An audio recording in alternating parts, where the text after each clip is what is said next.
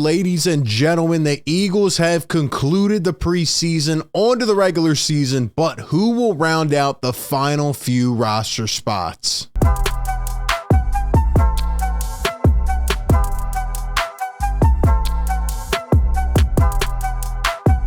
What is going on, everybody? Welcome into A to Z Philly, your home for Eagles coverage. Do me a favor, hit the like button if you enjoy the content. Be sure to subscribe, ring the bell down below. That way you don't miss any of the coverage. We are here recording this at night after the Eagles just wrapped up the preseason. They lose again here in the last game, but who cares?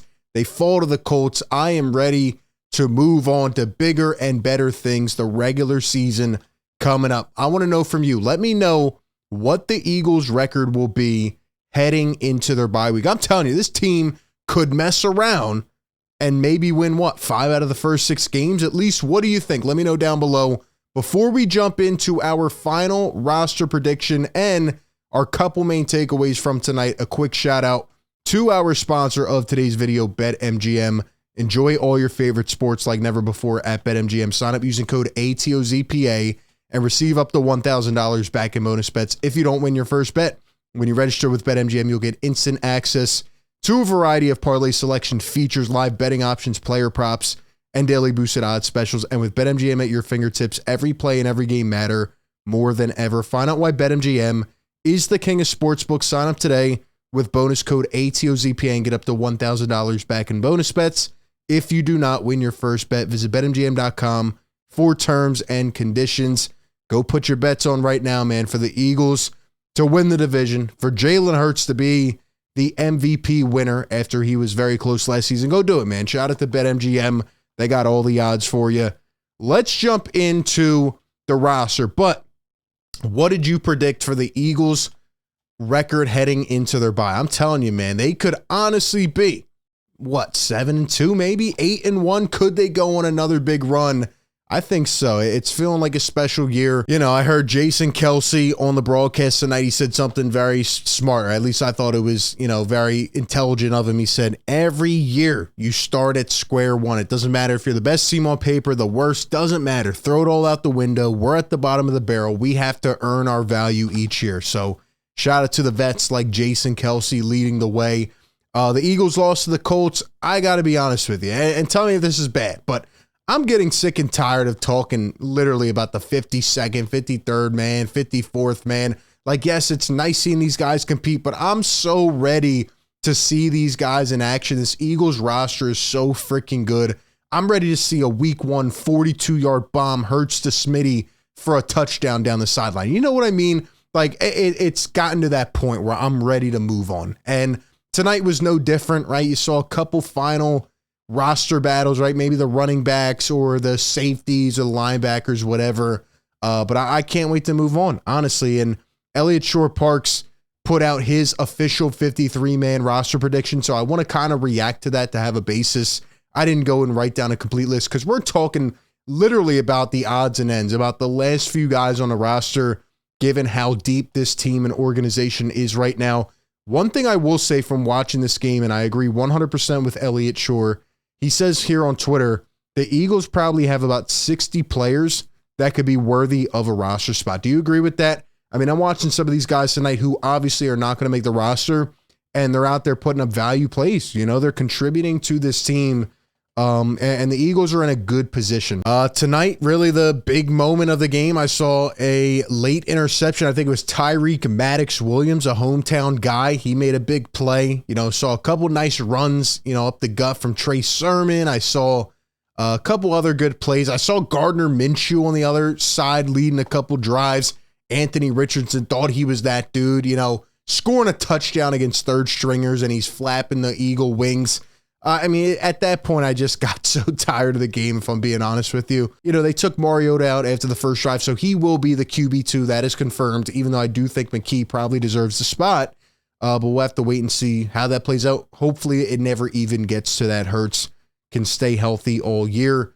Other than that, I thought Eli Ricks had a good night. I mean, there was just a few final pieces. I will say, though, we learned a lot tonight about who didn't play, right? Like Zach Cunningham did not suit up, so he will be linebacker 2 next to Nakobe Dean. Shout out to Howie for the late pickup, and the only safety that suited up tonight was Reed Blankenship. Nobody else did, so there still is a final battle, and I believe they have about 4 or 5 days to make the cuts. But yeah, if we run through this, right, we know what's going to happen at quarterback. Running back, I think they're going to end up carrying 4. So I agree with this. I think Sermon will end up either going back to the practice squad or will get maybe picked up by another team. He's put together some nice performances here in the preseason, but I don't think you can carry more than these 4. Kennedy Brooks did not really have a good game. He will obviously get cut. That is one of the clear ones. At wide receiver, I think they're going to end up carrying 5. I don't know if it'll be Britton Covey. I do agree with the first 4 here. Joseph Nada, really made a special preseason happen. I mean, he had a nice training camp. I don't know if he's done enough to stay. I'll tell you what, Devin Allen had a really nice return to open the game, 73 yards, made a strong impression tonight. But are the Eagles really going to pick Devin Allen over a guy like Britton Covey, who has more experience and return kicks for this team last year? Probably not. So it'll probably go to Covey. At the tight end position, I think Goddard and Stoll are safe. I think Calcaterra will probably be or get the nod over Dan Arnold, even though he had a decent training camp. Didn't play too bad. When it comes to offensive tackle, we already know pretty much the first 4. The last guy, I mean, there's a couple guys on the bubble, right? It could be Josh Sills. Sua Opeta at guard could be on the bubble. I think the guy they signed, Fred Johnson, Josh Andrews, all these guys could potentially be on the bubble.